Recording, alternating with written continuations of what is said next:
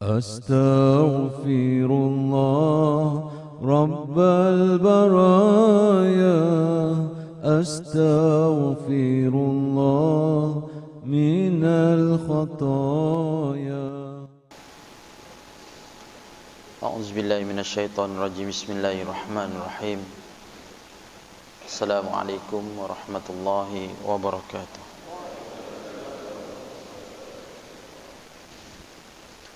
Alhamdulillahi rabbil alamin, wassalatu wassalamu ala asyrafil anbiya wal mursalin wa ala alihi wa sahbihi ajma'in. Subhanaka la ilma lana illa ma 'allamtana innaka antal alimul hakim. Rabbi shrah li sadri wa yassir li amri wahlul 'uqdatam min lisani yafqahu qawli. Ya muallima Ibrahim al-hikmata 'allimna, ya mufahhima Sulaiman fahimna, fafahamnaha Sulaiman wa kullan atayna hukma wa ilma wa sakharna ma'a Daud al-jibal yusabbihna wa at-tayru kunna fa'ilin. Ya rabb Sulaiman wa ya rabb Ibrahim wa ya rabb Musa wa Isa wa ya rabb Muhammadin sallallahu alaihi wasallam, akhrijna min zulumatil jahli wan nisyan bi rahmatika ya arhamar rahimin. Allahumma zidna ilma warzuqna fahma bi rahmatika ya arhamar rahimin. Allahumma nawwirna bi nuri ilmik wa ab'idna an-nisyan bi rahmatika ya arhamar rahimin. Allahumma rzuqna fahman nabiyyin wa hifdzal mursalin wa ilhamal malaikatil muqarrabin bi rahmatika ya arhamar rahimin. Walhamdulillahi rabbil alamin. Alhamdulillah, sama-sama kita memanjatkan kesyukuran kepada Allah Subhanahu wa taala.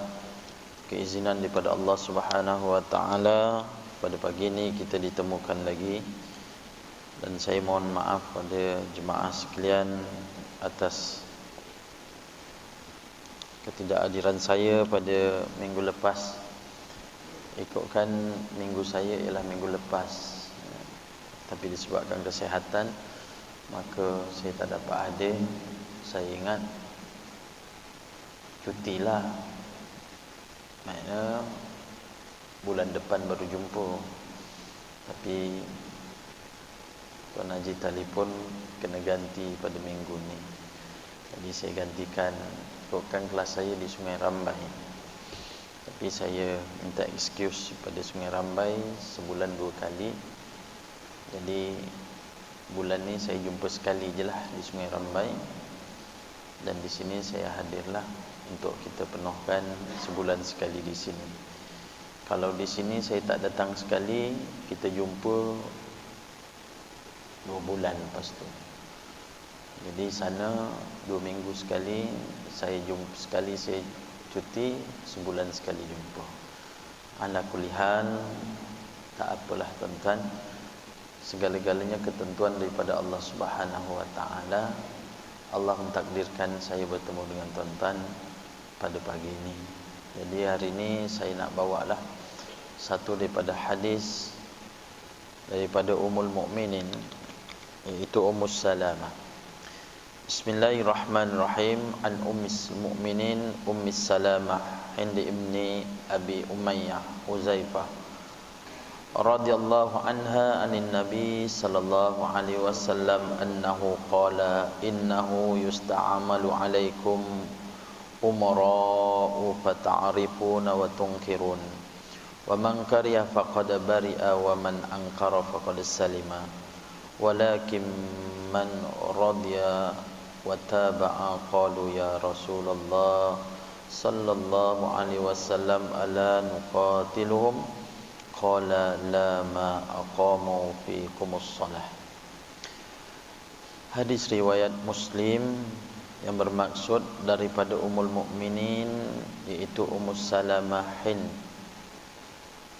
binti Abu Umayyah Uzaifah radhiyallahu anha,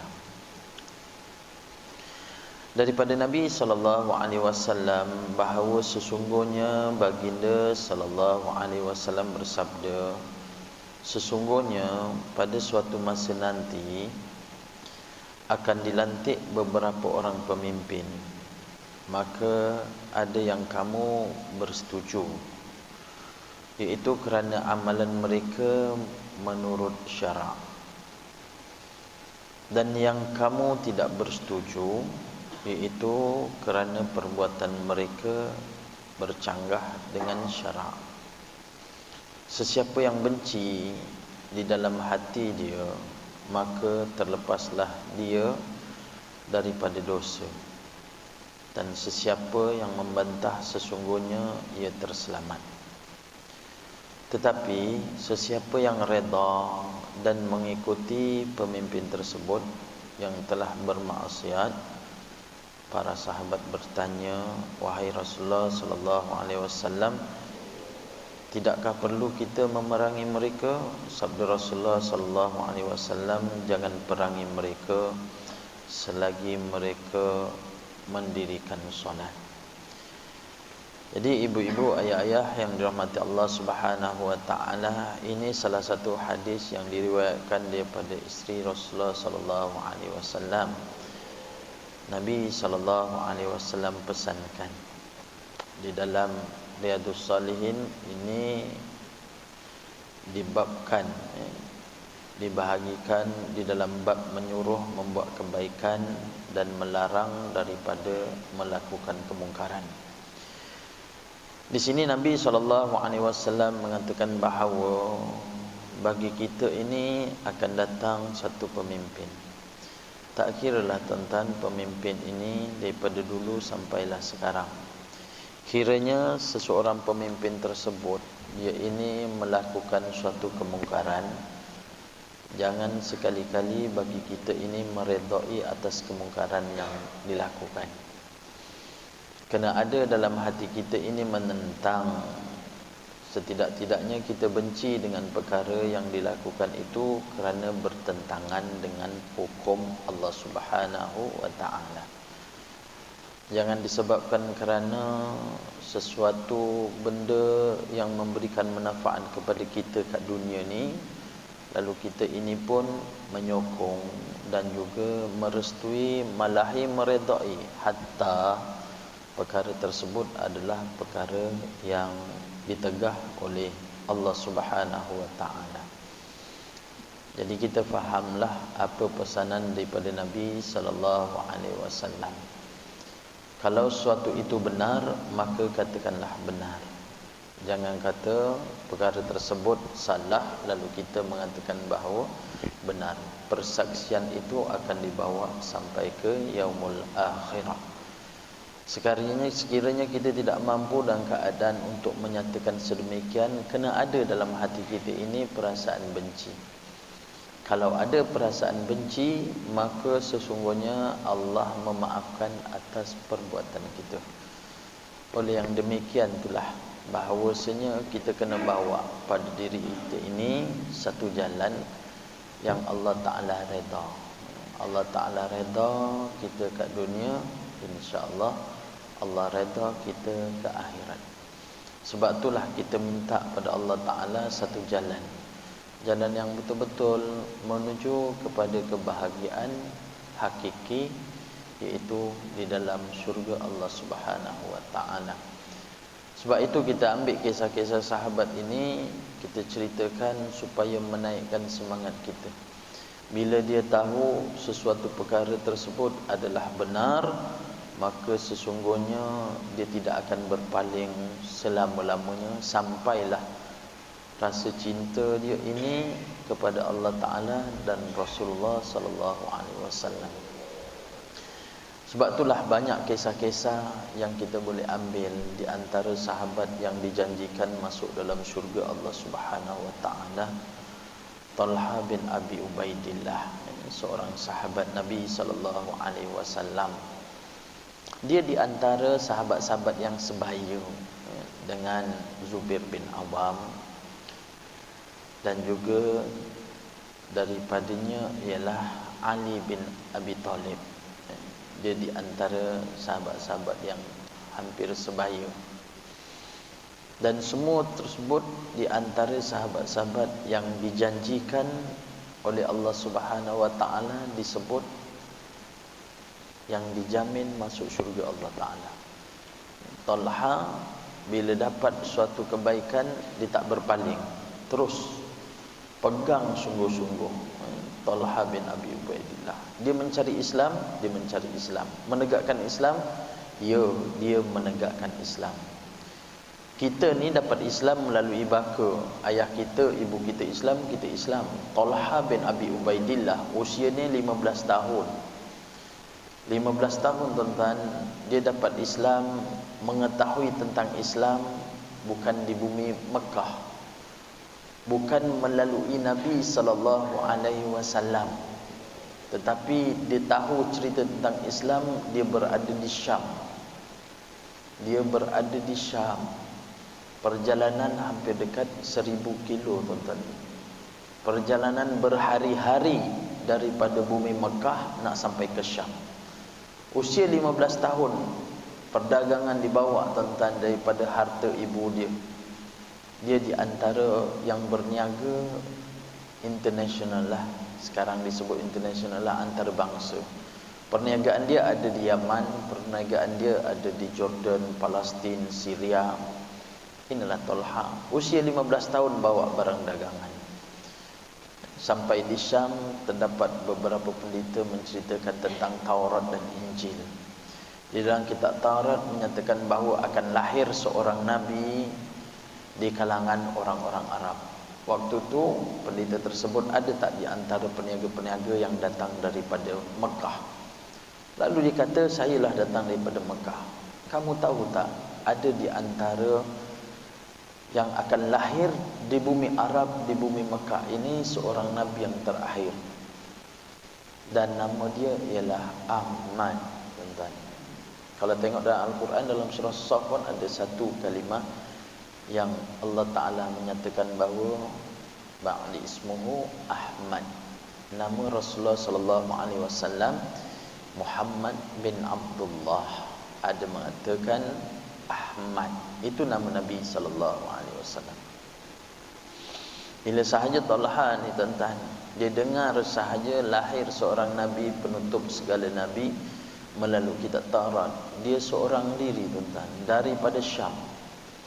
Daripada Syam seorang diri bawa kuda dia ni balik.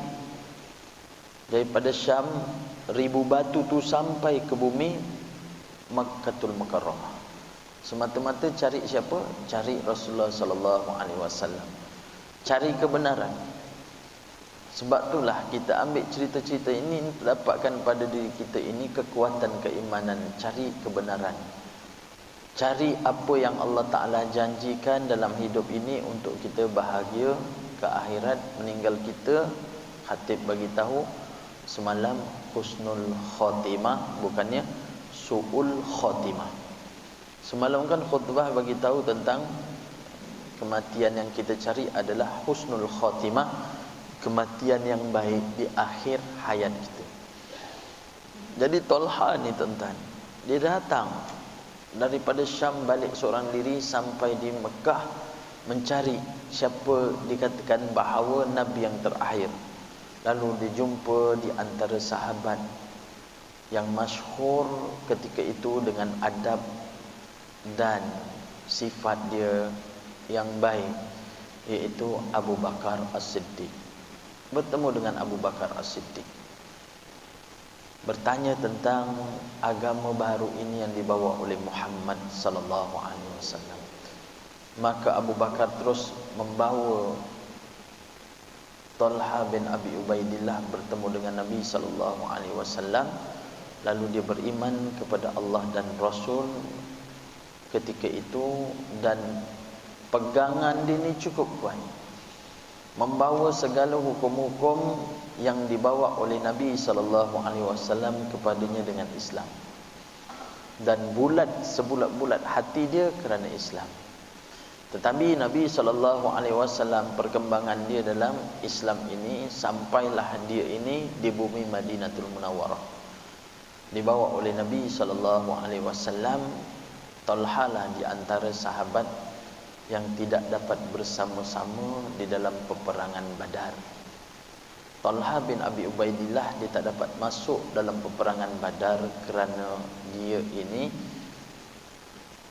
diberikan oleh Nabi SAW untuk merisik dan mencari maklumat-maklumat di luar daripada kota Mekah dan Madinah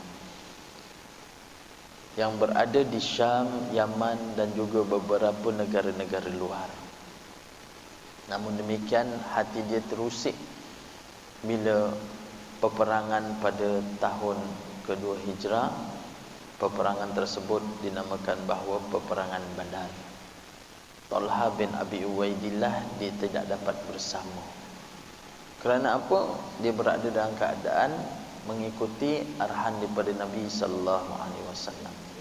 Sehinggalah pada tahun berikutnya bila berlakunya peperangan Uhud, dikatakan bahawa Talha bin Abi Ubaidillah di dalam perang Uhud tersebut itulah peperangan Talha.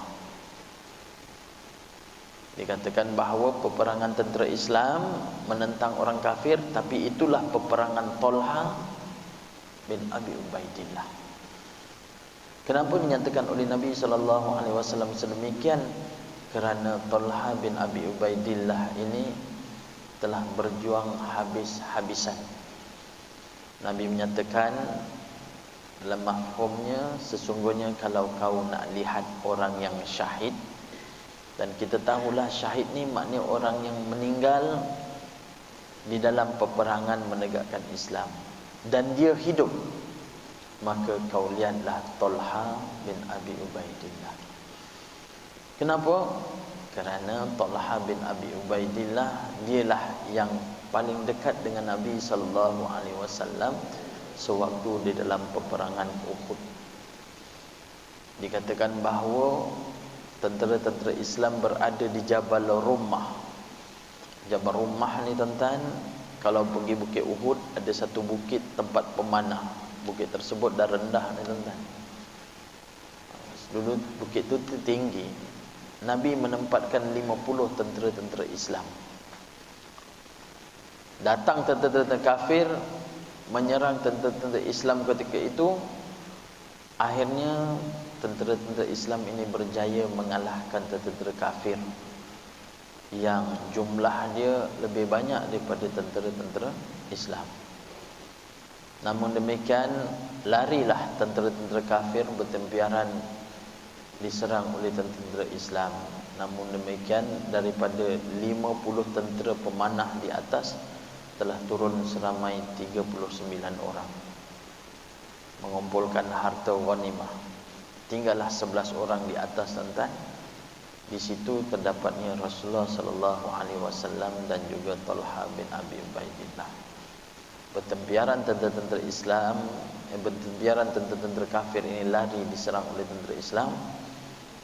Lalu ketua tentera kafir di antaranya panglimanya ialah Khalid bin Walid. Dia telah berpusing menaiki Jabal Rummah dan mengepung tentera Islam yang tinggal 11 orang. Termasuklah di situ ialah Talha bin Abi Ubaidillah bersama dengan Rasulullah sallallahu alaihi wasallam dikepung oleh 40 pemanah, 40 tentera kafir dengan pedang, dengan panah, dengan lembing, semua siap tuan-tuan. Terkepung Nabi SAW. Nabi mengatakan, barang siapa di kalangan kamu yang inginkan syurga bersama dengan Nabi SAW, maka majulah. Orang yang pertama minta supaya dia ini untuk turut dalam peperangan tersebut menentang kafir ialah Talha bin Abi Ubaidillah. Ana ya Rasulullah sallallahu alaihi wasallam. Maka Rasulullah sallallahu alaihi wasallam tidak membenarkan kepada Talha. Di kalangan yang lain terdapat seorang daripada Ansar, orang Madinah, menetap di Madinah, memeluk agama Islam bersama dengan Nabi sallallahu alaihi wasallam. Ana ya Rasulullah. Maka dia pun maju dan terus menentang 40 tentera-tentera kafir, gugur syahid seorang. Siapa di kalangan kamu yang aku janjikan ke atas engkau akan bersama denganku dalam syurga? Aku ya Rasulullah. Talha angkat lagi tuan-tuan. Nabi tak benarkan. Datang orang Ansor lagi, seorang demi seorang menentang tentera kafir, akhirnya meninggal syahid seorang demi seorang. Dan akhirnya itulah Talha, tuan-tuan, yang mengangkat tangan untuk menyahut cabaran Nabi sallallahu alaihi wasallam. Satu je yang dia minta, apa dia, tuan-tuan? Iaitu syahid. Dia cari kebenaran Islam. Sebab Nabi SAW menyatakan sedemikian, dia pegang sungguh-sungguh. Sebab tu bagi kita, kalau dah ada tentang hukum-hukum Islam, pegang sungguh-sungguh. Jangan kita goyang, jangan kita dalam keadaan teruja dengan kenikmatan dunia, habis kita tinggalkan tentang hukum syarak. Maka Talha bin Abi Ubaidillah pergi tentang berjuang. Waktu tu diserang oleh tentera kafir yang diketuai oleh Khalid Al-Walid. Khalid awal ini, tuan-tuan, waktu dia kafir, tak lain tak bukan hanya untuk menghancurkan Islam. Tujuan dia satu je, dia nak bunuh Rasulullah sallallahu alaihi wasallam. Kebijaksanaan daripada strategi peperangan hebat daripada Khalid ibn Walid. Sebab itu Nabi sallallahu alaihi wasallam menggelarkan kepada Khalid Al-Walid selepas dia masuk kepada Islam, dialah Saifullah min suyufillah. Dia ni panglima tentera, tuan-tuan. Daripada dia muda sampailah ke akhir hayat dia ni, hidup dia ialah di bidang ketenteraan. Memang hajat dia, tuan-tuan, nak meninggal biarlah dia syahid. Tapi dia tak syahid, tuan-tuan. Dia tak mati dalam keadaan perang. Sehingga kan dia tanya kepada Abu Qasim, sahabat di antara kalangan sahabat, yang aku ini hidup dalam peperangan, hidup dalam memegang pedang ini, memegang lembing, memegang panah ini, tapi aku tidak mati dalam peperangan. Kenapa ya Abu Qasim? Lalu Abu Qasim mengatakan bahawa, wahai Khalid Al-Walid, Rasulullah sallallahu alaihi wasallam mengatakan kepada kamu, kamulah Saifullah, yang bermaksud pedang Allah. Andai kata sebagai pedang Allah ini gugur ataupun kalah dalam peperangan, maka sesungguhnya Islam itu akan rebah. Dalam peperangan Islam itu akan rebah. Tapi disebabkan engkau ni, Nabi mendoakan ke atas engkau, menggelar engkau adalah Saifullah, pedang Allah, maka sesungguhnya janji Allah tu benar dan kamu tidak akan syahid. Akhirnya dia mati di atas katil, tuan-tuan. Inilah Khalid Al-Walid. Tapi masa belum masuk Islam, dialah yang pergi menyerang Nabi sallallahu alaihi wasallam. Sehingga kan Talha inilah menjadi benteng Nabi sallallahu alaihi wasallam. Rasulullah berada di belakang Talha. Berada di hadapan Talha inilah tentera-tentera kafir. Dia menjadi benteng. Pesan kepada Nabi sallallahu alaihi wasallam, kalau aku ke kiri ya Rasulullah, kau ke kiri, kalau aku ke kanan, kau ke kanan ya Rasulullah. Dia tak bagi terusik daripada jasad Nabi ini dilukai oleh orang-orang kafir. Satu demi satu, tuan-tuan, dia tahan bagaikan keadaan singa yang garang ketika itu menentang. Nabi SAW melihat kehebatan yang ditunjukkan oleh Talha. Kerana apa? Nak tebus daripada peristiwa Badar yang dia tidak dapat menyertai dia. Maka inilah peperangan aku yang sebenar. Dia ceritakan bahawa jari-jari daripada Talha ni putus, tuan-tuan. Jari dia ni putus, terkena dengan pedang orang kafir. Dia tahan. Nabi SAW diserang, sehingga kan ketika itu kancing satu besi yang berada di klip topi Nabi SAW ni termasuk tersusuk kepada rahang Nabi SAW. Siapa yang cabut? Abu Bakar nak cabut. Talha kata, izinkan untuk aku cabut, kerana dia tahu Abu Bakar ini telah dekat dengan Nabi dah lama dah banyak Abu Bakar bersama dengan Nabi SAW. Minta izin dengan Abu Bakar, aku ya Abu Bakar untuk cabut. Itu yang Talha gigit, tuan-tuan, besi tersebut. Dia cabut, satu besi tercabut, satu batang gigi dia tercabut. Dua besi terpacak di pipi Nabi SAW, dicabut dengan gigi dia. Dua batang tercabut. Kita tuan-tuan tak sampai macam tu. Gigi tuan-tuan pernah tercabut? Gigit telinga isteri tercabut? Mungkin tercabut bukan sebatang, tapi semua. Sebab apa? Gigi palsu kan, gigit, geli, dicabut, rupa tercabut semua. Tapi Nabi SAW, besi yang terpacak ini dicabut oleh Talha. Dan dia menjadi benteng, tundukkan pada dia, diri dia ni tuan-tuan, minta Rasulullah pijak jasad dia untuk naik daripada satu lubang yang telah dibuat oleh orang-orang munafik. Maka ketika itu Nabi SAW pijak jasad Talha dan dapat menyuruk di dalam satu gua tuan-tuan, berdekatan dengan Jabal Uhud. Masa itulah tuan-tuan, bila tentera Islam ini naik semula ke Jabal Rumah, tentera kafir telah lari tuan-tuan. Dia lari, waktu itu berkerumun di antara sahabat menolong Nabi SAW. Lalu Nabi kata, kamu lihatlah Talha, lihat Talha, tengok Talha, apa terjadi dengan Talha. Sahabat-sahabat terus datang cari Talha tuan-tuan. Masya Allah, didapati Talha ni tuan-tuan, badan dia penuh dengan darah. Dalam sirah mengatakan bahawa jasad dia ni ada 24 liang. 24 liang, penuh dengan darah. Muka dia, kaki dia, badan dia semua dengan darah.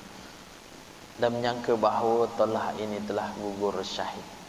Jari dia putus, telah gugur syahid. Tapi bila dia angkat bahawa Talha ini telah bernyawa, masih lagi bernyawa, itu yang digelarkan bahawa oleh Nabi SAW, kalau kamu nak lihat di kalangan orang yang syahid tetapi masih berjalan, lihatlah Talha bin Abi Ubaidillah.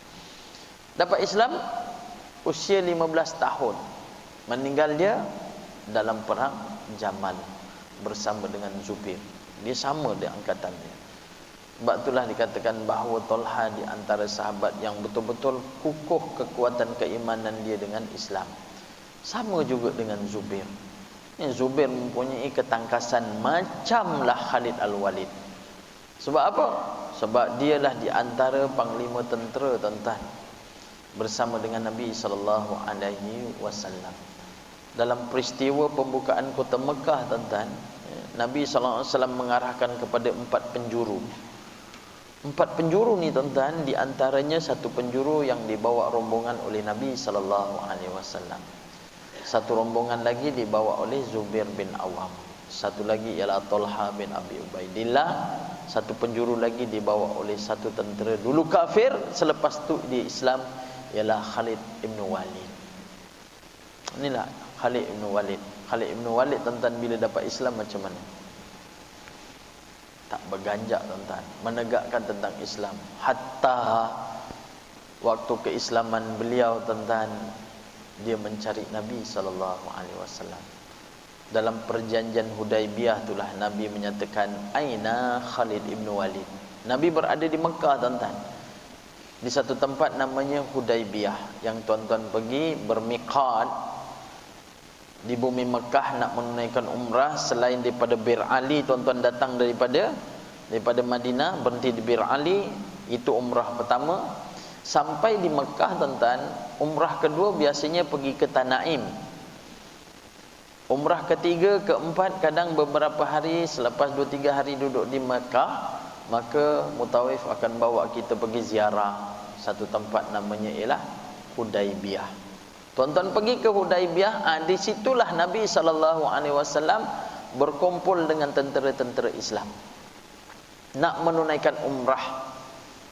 Waktu itulah tuan-tuan, sesungguhnya telah berlaku satu perjanjian. Nabi berada di Hudaibiyah, di Mekah. Dia tanya, aina Khalid bin Walid? Kenapa dengan dia? Sebab dia Allah Ta'ala berikan dengan kebijaksanaan, akal dan ketangkasan daripada diri dia ini, tetapi tak nampakkah tentang Islam?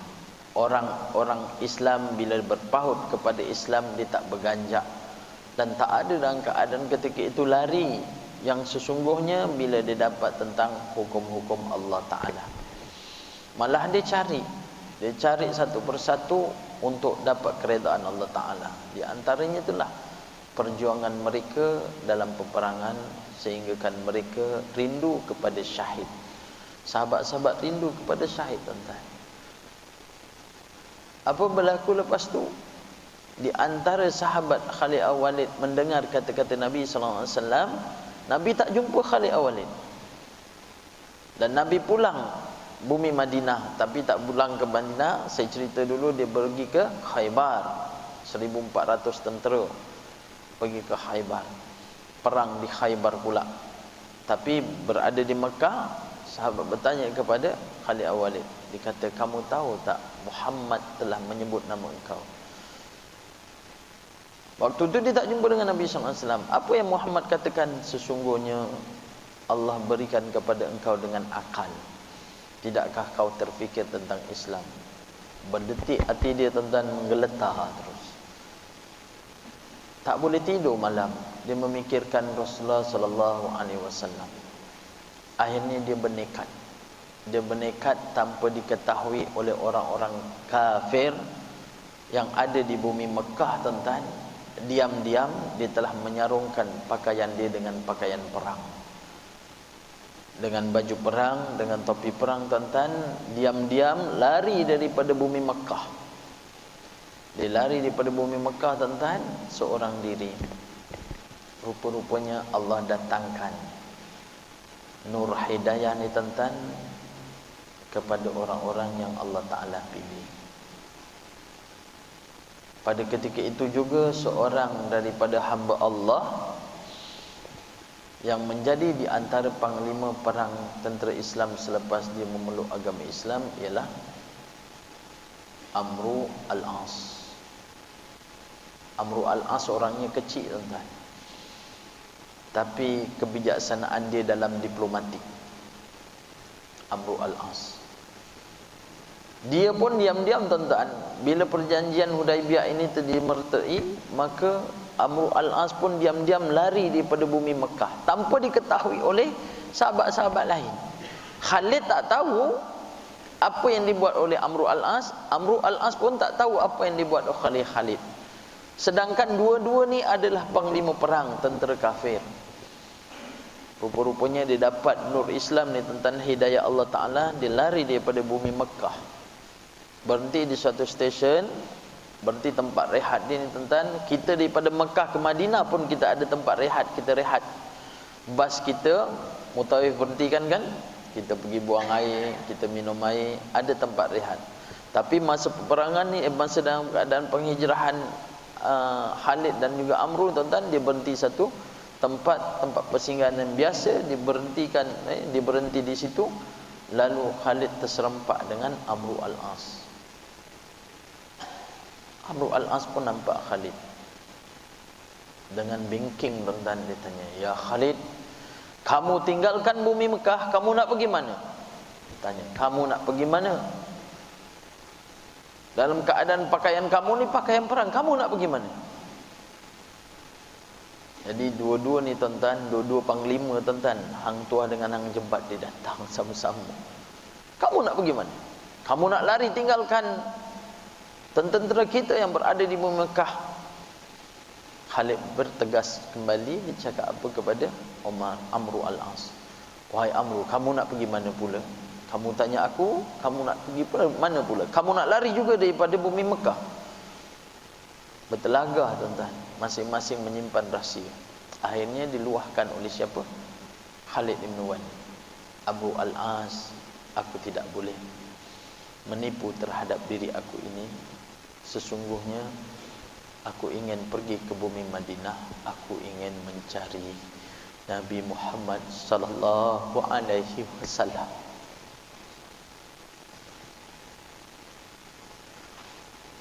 Aku ingin cari Muhammad sallallahu alaihi wasallam. Hidayah datang, tuan-tuan, kepada Khalid bin Walid. Amru kata, ya Khalid, sesungguhnya aku juga ingin mencari Muhammad sallallahu alaihi wasallam.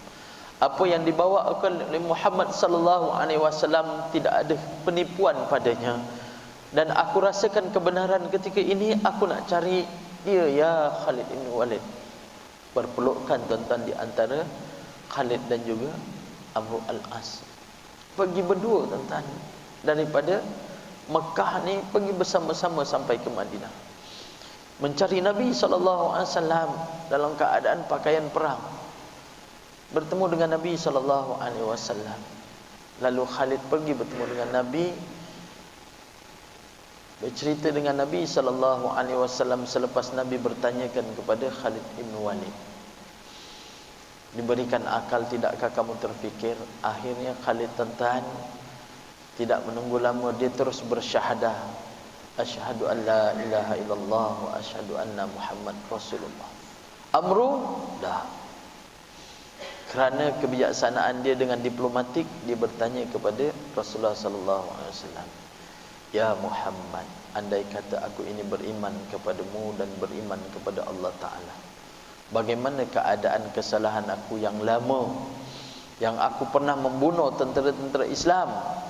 Maka Rasulullah SAW mengatakan bahawa Allah ampunkan segala-galanya dosa kamu yang lalu, walaupun kamu melakukan perkara-perkara dosa besar, membunuh tentera-tentera Islam, membunuh orang-orang ni tuan-tuan yang mengucap 2 kalimah syahadah, satu dosa yang besar.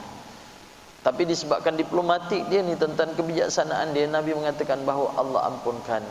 Ya Rasulullah, ajarkan aku dengan kalimah syahadah. Nabi SAW ajarkan syahadah kepada Amru al-As. Inilah tuan-tuan, orang Islam, orang kafir dapat Islam sungguh-sungguh, maka dia pegang. Hatta hukum-hukum ni bawa sungguh-sungguh. Menjadi pemimpin dia bawa sungguh-sungguh. Hatta tuan-tuan, bagaimana keadaan Khalid ibn Walid menjadi seorang jenderal, ketua tentera perang dalam peperangan dengan orang-orang Islam. Dia di antara ketua orang kafir. Tapi bila dapat Islam tuan-tuan, mendengar kata Nabi SAW, apa sahaja yang dikatakan oleh Nabi SAW dipegang, dijunjung tinggi-tinggi, tak goyang langsung tuan-tuan. Hanya beberapa bulan saja Amru al-As telah dilantik menjadi panglima tentera. Begitu juga dengan Khalid bin Walid yang bawa peperangan dalam peperangan Mu'tah yang saya cerita beberapa kali tuan-tuan. Dia di antaranya lah Khalid bin Walid. Khalid bin Walid lah dengan strategi peperangan dia yang cukup hebat. Dia dapat mengalahkan tentera-tentera kafir yang jumlah dia hampir 200,000. Tentera Islam ketika itu dibawa oleh 3 panji ketua Islam, termasuklah anak angkat Nabi SAW, Zaid Harisah ni tuan-tuan. Hanya tentera tersebut seramai 3,000 orang. 3,000 lawan 200,000 tuan-tuan. Seorang demi seorang gugur syahid. Tibalah sampai panji Islam dibawa oleh Khalid ibn Walid. Strategi dia ni tuan-tuan, berjaya kerana kebijaksanaan dia. Dia bawa 3,000 dalam perang pertama ni, dan hari pertama 17 orang tentera Islam telah gugur syahid. Termasuklah 3 orang, Zaid Harisah, Ja'far bin Abu Talib, seorang sahabat yang muka dia, wajah dia ni macam Nabi SAW. Sehingga kan beberapa sahabat telah menegur, dia ingatkan Rasulullah, rupanya Ja'far bin Abi Talib, dia gugur syahid, adik-beradik dengan Ali bin Abi Talib, sepupu Nabi SAW. Sepupu Nabi SAW dapat Islam dekat dengan Nabi SAW beberapa orang, termasuklah Zubair bin Awam tuan-tuan.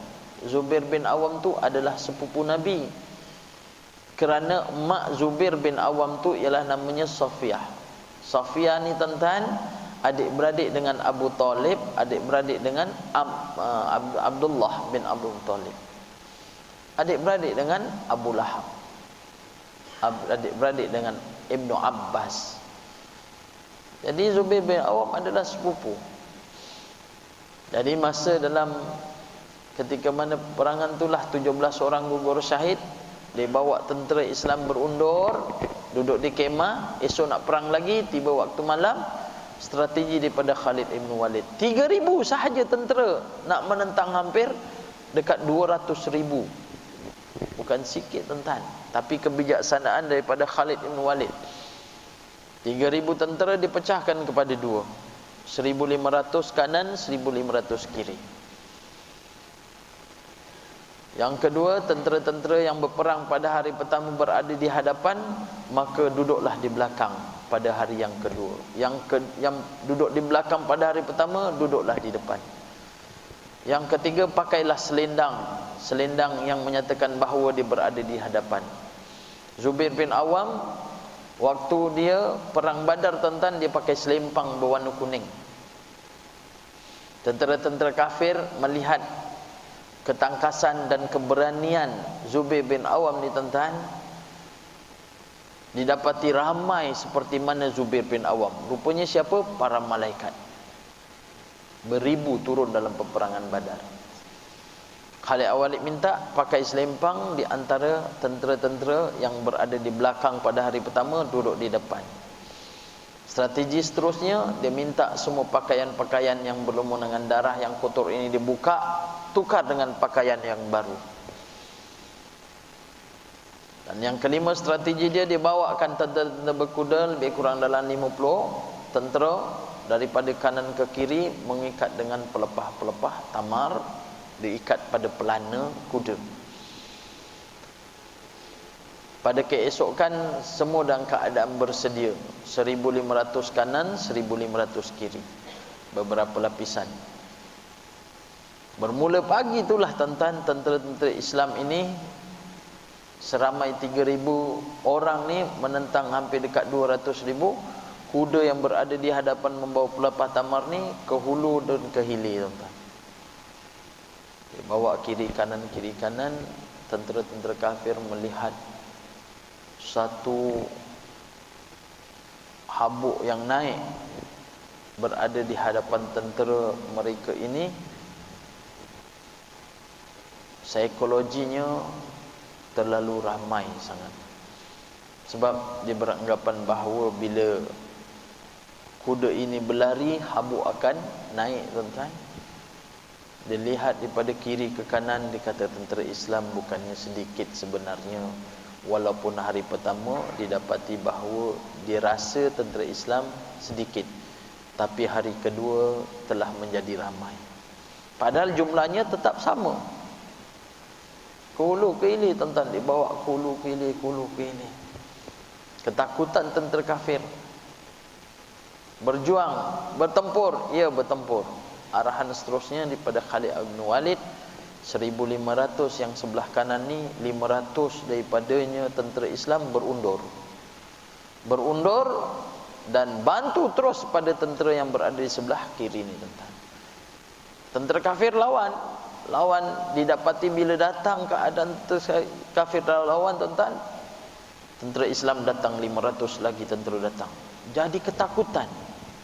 Tentera kafir lihat, ini daripada mana datangnya tentera-tentera Islam? Sedangkan tentera Islam masa itu telah mula nampak kekalahan. Didapati datang lagi tentera, terus teringat tentera-tentera kafir dalam peperangan Badar. Bi 5,000 minal malaikah, telah turun daripadanya 5,000 para malaikat. Sedangkan tentera Islam ada 313 orang. Bertempiaran, tuan-tuan, tentera kafir lari bila nampak tentera Islam ini dibantu dengan tentera-tentera yang lain. Lari bertempiaran. Khalid kata, jangan kamu kejar dia. 1,000 daripada tentera-tentera kafir yang tentera Islam yang berada di sebelah kiri ni, tuan-tuan, 1,000 di antaranya diarahkan untuk berundur. Tinggallah 1,000, yang ini bertempiaran, tinggal 1,000 ini berundur. Yang sini hampir kalah, tiba-tiba datang lagi 1,000 tentera-tentera Islam. Lagi dia takut, tuan-tuan. Dia rasa dia dah nak menang, tiba-tiba datang lagi ramai. Akhirnya tentera-tentera kafir bertempiaran lari, tuan-tuan.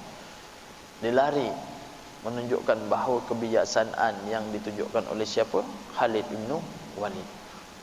Ketangkasan dia dalam peperangan ni, tuan-tuan. Pedang dia pegang tangan kanan ni, kepantasan tangan kanan, kekuatan tangan kanan ni sama derajat dia dengan tangan kiri. Kita tangan kanan, kita kalau biasa buat tangan kanan, tangan kiri ni kita tak kuat. Kalau orang main bola, tuan-tuan, dia sepak kaki kanan, suruh sepak kiri, tuan-tuan, Memang tak kuat, tak sama dengan kanan kiri. Kecuali adalah di antara orang-orang yang pakar-pakar, bijak dalam main bola, kiri kanan dia boleh sepak, kiri kanan dia boleh kelecek.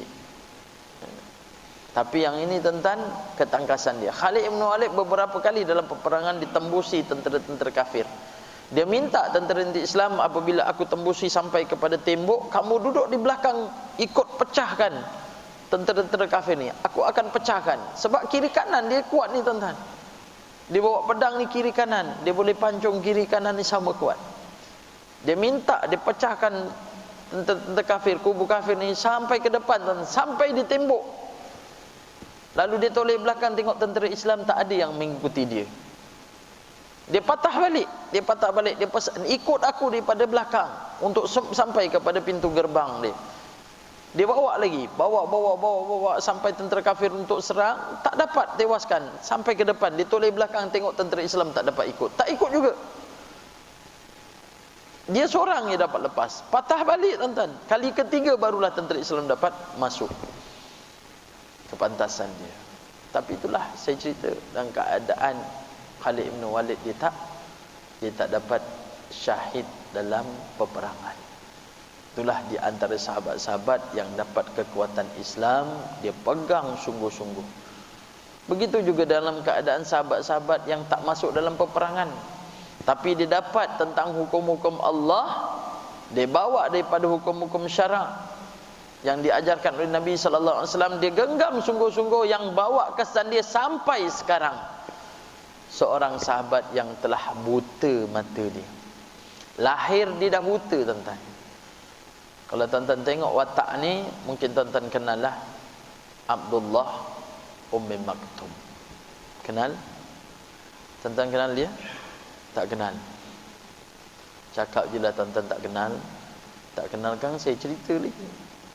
Ni sahabat Nabi sallallahu alaihi wasallam. Dia ni buta tuan-tuan, dia buta. Dialah di antara sahabat yang Allah turunkan ayat kerana dia. Dalam surah Abasa tuan-tuan, abasa wa tawalla an ja'ahul ama, ayat 1 sampai ayat 16. Cerita siapa dia? Cerita Abdullah bin Maktum lah. Orang buta, dia dapat Islam. Subhanallah, dia dapat Islam sungguh-sungguh tuan-tuan. Dialah di antara pengganti kepada Nabi sallallahu alaihi wasallam sewaktu berada di Madinah tuan-tuan. Nabi berperang, maka rujukan pemerintahan ketika itu diberikan kepada Abdullah Ummi Maktum. Sahabat yang buta, semua rujuk kepada dia. Apa yang diajar oleh Nabi sallallahu alaihi wasallam tu yang dibawakan kepada semua tentera-tentera Islam, kepada orang-orang Islam yang berada di Madinah. 13 tahun tuan-tuan di Mekah, 10 tahun di Madinah. 13 kali Nabi keluar daripada bumi Madinah, dia menggantikan tempat Nabi sallallahu alaihi wasallam untuk menjaga Madinah. Kenapa dia tak pergi perang? Sebab dia buta. Sampai dia minta kepada Nabi sallallahu alaihi wasallam supaya dia ini dapat masuk dalam peperangan, sedangkan dia buta. Tuan-tuan, dia buta tuan-tuan, nak masuk dalam perang. Hujah dia, sesungguhnya ya Rasulullah, kamu akan lihat seseorang yang dalam keadaan pegang panji buta ini, dia tidak akan berundur. Maka letakkanlah aku ini ya Rasulullah dalam peperangan yang aku duduk di hadapan, kerana aku tak akan berundur, sebab dia buta.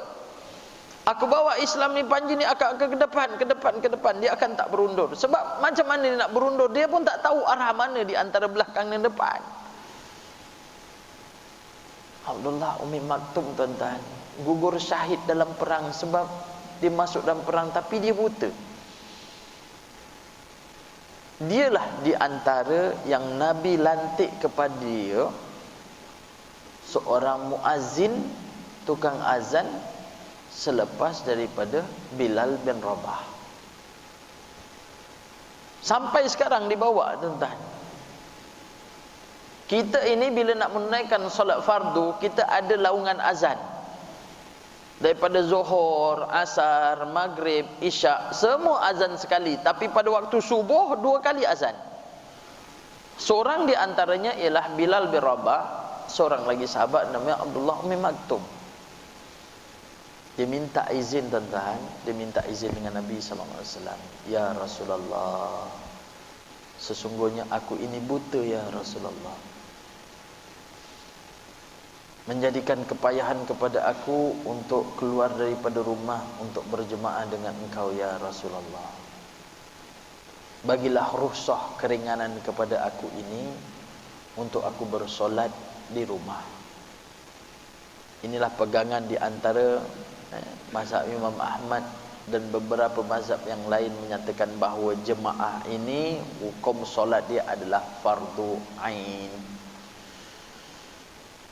wajib ke atas kita kiranya tiada menghalang ke atasnya, iaitu uzur daripada syara'. Uzur syar'i, tuan-tuan. Pegang. Inilah hujah daripada Abdullah Ummi Maktum.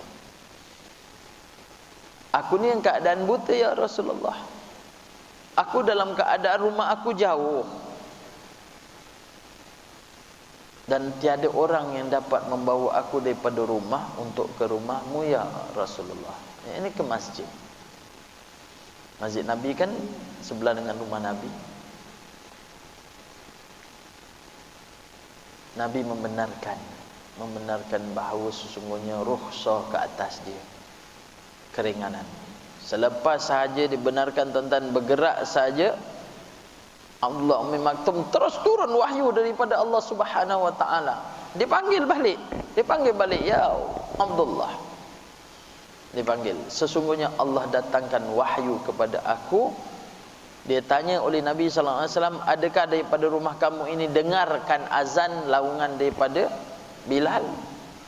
Dia kata, aku dengar ya Rasulullah. Maka datanglah, sahutlah. Sebab itulah kita ni, tuan-tuan, kita tak macam Abdullah Ummi Maktum. Kita celik. Abdullah berjalan kaki, kita ada motor, malahan kita ada kereta. Kenapa dalam keadaan tak memberatkan kepada kita ini, tuan-tuan, menyahut panggilan daripada Bilal pada azan lah, tuan-tuan. Itu yang di antara mazhab-mazhab mengatakan bahawa solat bagi jemaah ni adalah wajib. Tuan-tuan tengok, di antara orang yang berpegang kepada mazhab Hanafi, mazhab-mazhab yang selain daripada Syafi'i, tuan-tuan tengok, walaupun dia kerja teruk, tuan-tuan, dia tetap mengejar masjid.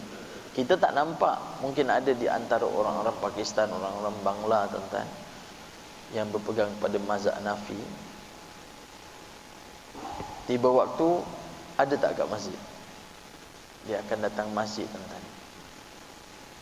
Sebab itulah kita tengok di LBJ Seremban, tuan-tuan, dia sanggup tinggalkan dia punya kerja, walaupun majikan tolak gaji dia, tolaklah, dia tetap berjalan kaki 1 kilometer jalan untuk menunaikan solat. Kalau solat Jumaat, tuan-tuan, dia tak bayar gaji, potong-potonglah, dia tetap jalan kaki dekat 2 kilometer untuk pergi cari masjid. Sebab itulah mazhab di antara mazhab Hanafi, ketika mana korban, tuan-tuan, wajib atas dia. Walaupun dia kerja sini potong rumput, tuan-tuan, dia kumpul duit sampai cukup sampai kepada hari raya korban, dia potong tak lembu? Dia potong, tapi potong kat negara dia, tuan. Sebab sana lembu dia murah. Potong. Kita seumur hidup sekali, walaupun kita mampu, tuan-tuan. Tapi bagi dia macam itulah. Dia pegang sungguh-sungguh. Allahu Akbar.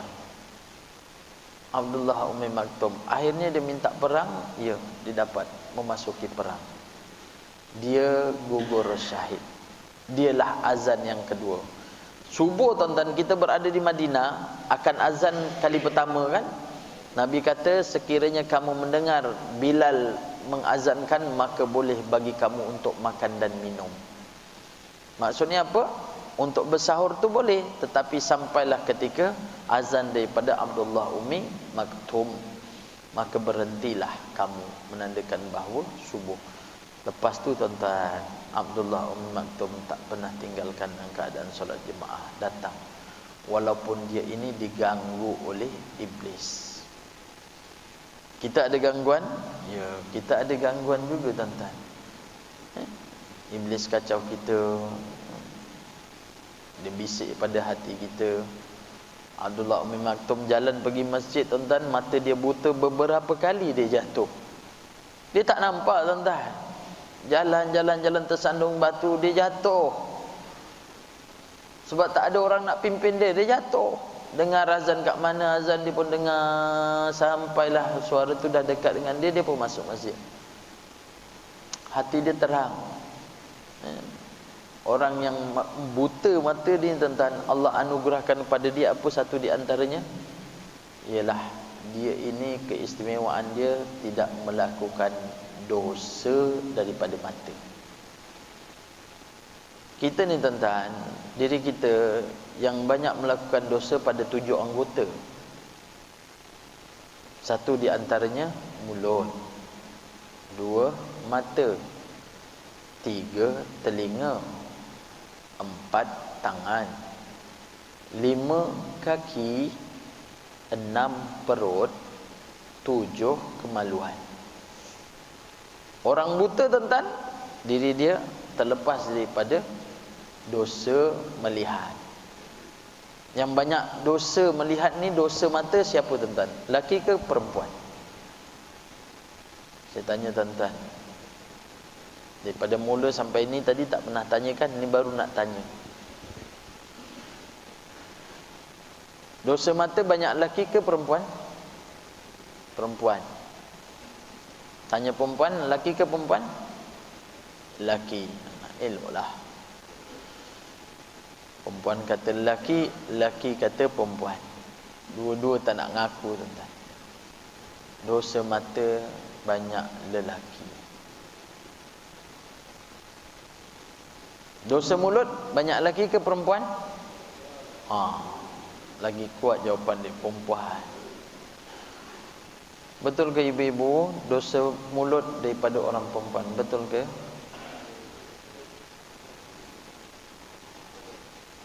Tuan-tuan, mana dalil dia, bukti dia tuan-tuan?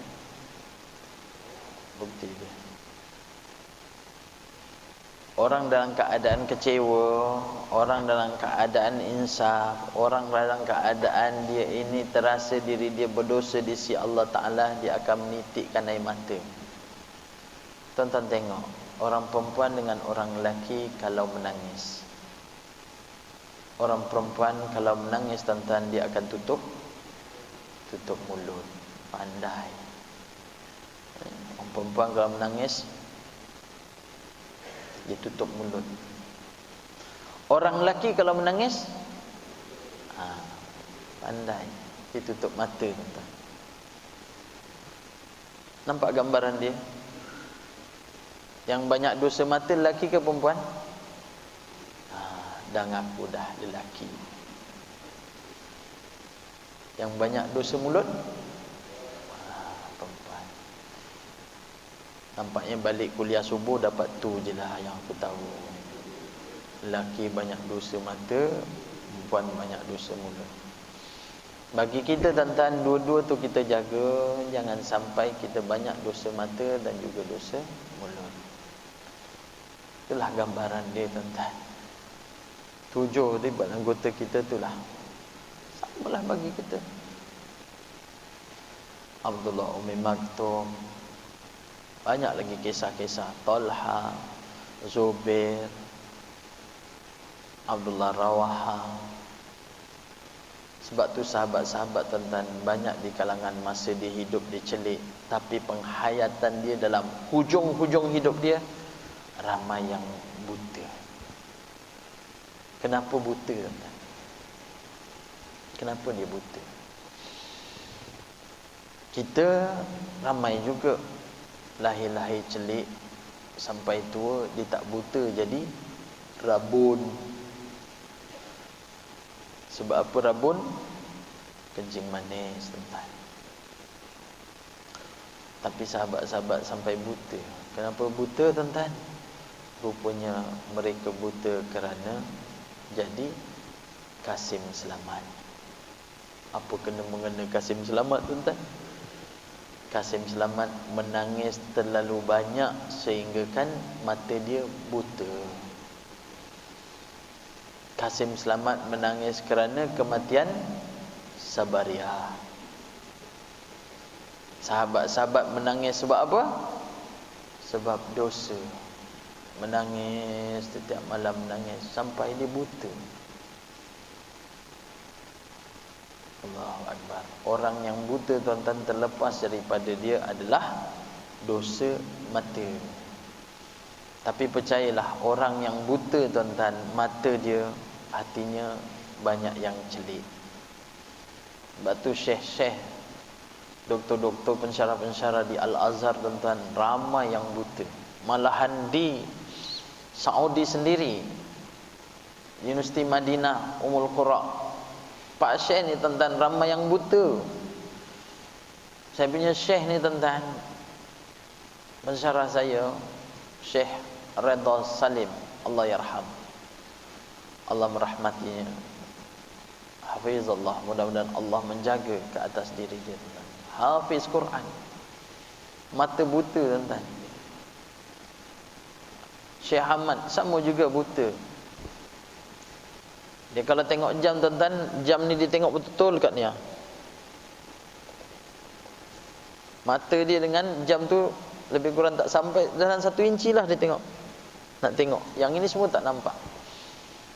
Tapi bila kita sampai ke tempat kuliah, kita salam, assalamualaikum ya Syekh. Waalaikumsalam. Min. Ana ya Syekh. Dahlan. Kaslan? La, dahlan ya Syekh. Laisa kaslan. La. Apa makna kaslan? Kaslan maknanya malas. Dahlan ya Syekh. Kaslan, malas? La. Aywa. Dahlan. Fadhal. Min. Mahadir. Kawan saya seorang nama dia Mahadir. Mahadir Abdan. Mahadir walakin hadir. Naam ya Syekh, ana hadir walakin ismi Mahadir. Apa maksudnya, tuan-tuan? Mahadir manafi, tidak datang. Mahadir maknanya tidak datang. Siapa nama awak? Tak datang. Faham, tuan-tuan? Anta hadir? Naam, ana hadir walakin tak hadir. Tanya, siapa awak? Nama saya tak datang ya Syekh, tapi saya datang. Tuan-tuan baru tahu nama Mahadir tu maksudnya tak datang, tuan-tuan. Naam ya Syekh, fadhal, ijlis. Tuan-tuan, anak murid ni, tuan-tuan, berbelas, ada sampai 20 lebih. Ada seorang min Yahuza Nigeria. Naam, fadhal, ijlis. Tuan-tuan, daripada ramai-ramai, tuan-tuan, disebut seorang-seorang tu, dia tahu nama kita tu. Aywa, ikra. Min Malaysia. Aywa, Malaysia, ikra. Kita bacalah. Bismillahirrahmanirrahim. Enta dahlan? Naam ya Syekh. Padahal dia buta, tuan-tuan. Dia boleh tahu kita sebut nama kita sekali tu, dia boleh hafal. Keluar nama sekali tu, suara tu dia boleh hafal. Kita, cucu kita ada 18, nama dia pun penuh semua tak hafal. Betul tak? Cucu, tuan-tuan, yang berbelas tu, nama penuh dia hafal tak? Dah tak hafal dah, sebab nama panjang-panjang, ustaz. Yang itu Naim, itu amal ni, iman tu, tu Naufal, tu Dain je, nama penuh. Entahlah, aku pun tak tahu nama siapa ni, cucu aku panggil Dain dia kata. Nama tapi Syekh buta ni hafal, tuan-tuan. Saya baca tasmik, saya bawa Ustaz Alim, mufti tu, saya bawa jumpa Syekh Redha Salim, guru saya lah, saya talaqi. Saya bawa Ustaz Datuk Mufti pergi jumpa Syekh ni, Ustaz baca kan. Rajin, mufti kita ni rajin. Dalam masa 6 bulan dia khatamkan. Tiap-tiap hari dia datang rumah Syekh. Tengah hari dia datang. Syekh balik daripada Al-Azhar, dia baca sampai dia khatam. Saya dekat 2 tahun baru khatam. Mufti kita ni tak sampai 6 bulan dia habis. Dia buta tuan-tuan, tak nampak Quran tu, tak nampak. Tapi bila kita baca tuan-tuan, tempat berhenti yang lazim, wajib berhenti, tangan dia dah standby dah. Di depan kita tu, kita baca tilkar rusul faddalna ba'dahum 'ala ba'd, ditepuk. Terkejut kita. Saya terkejut sebab apa? Sebab tempat tu kena berhenti. Ada mim berekor tu. Saya kata subhanallah. Tahu baca tu, pada dalam Quran tu ada mim kecil halus je. Dia boleh tahu berhenti. Subhanallah. Kita yang celik tu kita langgar semua. Betul tak? Kita walaupun kat situ suruh berhenti, kita langgar aja. Masya Allah. Itulah di antara sahabat-sahabat tuan-tuan yang Allah berikan pada dia buta, tapi di sisi Allah Ta'ala tuan-tuan tinggi martabat dia. Ala kulli hal, daripada hadis ini tuan-tuan, apa yang Allah turunkan daripada hukum-hukum Allah Ta'ala, tegakkanlah. Kalau seandainya seorang itu mempunyai kuasa dan dia menolak daripada hukum tu, kena ada rasa perasaan benci tuan-tuan. Perkara tersebut adalah salah. Jangan kita menyokong. Bila kita menyokong, kita khawatir kita tergolong daripada orang-orang yang Allah benci juga. Bagi kita, alhamdulillah lah, kalau kita tahu, kita terus beramal. Seperti mana yang tuan-tuan datang untuk belajar, yang kedua untuk beramal, yang ketiga untuk sampaikan kepada orang lain. Kalau ayat dah sampaikan kepada orang lain, bermaksud tamatlah kuliah kita hari ini tuan-tuan. Saya rasa cukuplah setakat tu untuk hari ini. Kita berhenti 7.30. Saya minta ampun, minta maaf daripada tuan-tuan kalau ada ketelanjuran kata-kata daripada saya sepanjang kuliah ini. Kebaikan datang daripada Allah, buruk daripada saya. Hakikat Allah SWT mengatur segala-galanya. Saya doakan hadirin hadirat yang hadir ini, mudah-mudahan Allah berikan kesihatan kepada kita, berikan kewalafiatan, kesejahteraan kehidupan kita. Dengan kesihatan yang baik, kita boleh beramal kepada Allah Subhanahu wa taala. Tuan-tuan pun doakanlah kesihatan saya. Saya pun diuji oleh Allah Subhanahu wa taala. Bukan saja-saja saya tak nak datang pada minggu lepas. Seminggu lebih kelas saya semua saya batalkan. Sebab kerana kesihatan saya lah. Dan mudah-mudahan suatu ketika nanti kita bersama-sama dalam syurga Allah Subhanahu wa taala. Amin ya rabbal alamin. Aqulu qawli hadza astaghfirullah li wa lakum. Subhanakallahumma wa bihamdika asyhadu an la ilaha illa anta astaghfiruka wa atubu ilaik. Bismillahirrahmanirrahim. Wal 'asri innal insana lafi khusr illa alladzina amanu wa 'amilus shalihat wa tawassaw bil haqq wa tawassaw bis sabr. Alhamdulillahirabbil alamin wassalatu wassalamu ala asyrafil anbiya wal mursalin wa ala alihi wa sahbihi ajma'in. Allahumma ja'al jam'ana hadza jam'an marhuma wa tafarraqana min ba'di tafarruqan ma'suma. Allahumma afina min kulli bala'id dunya wa azabil akhirah wa syarrid dunya wa syarril akhirah. Ghafarallahu lana wa lakum ya karim bi rahmatika ya arhamar rahimin. Wa sallallahu ala sayyidina Muhammad wa ala alihi wa sahbihi wasallam. Alhamdulillahi rabbil alamin. Assalamualaikum warahmatullahi wabarakatuh.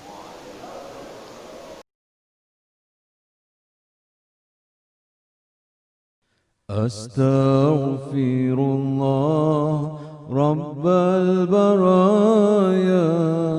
Astaghfirullah minal khataya.